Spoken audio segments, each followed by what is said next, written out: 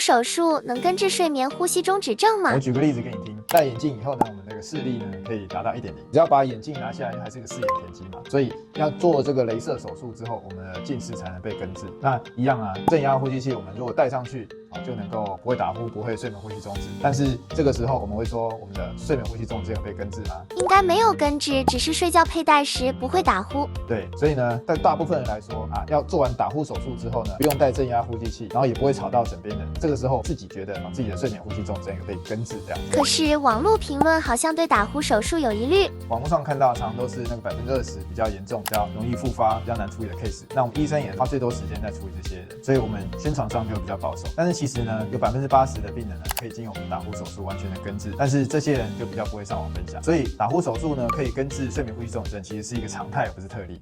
追踪徐医师，一夜好眠不打呼。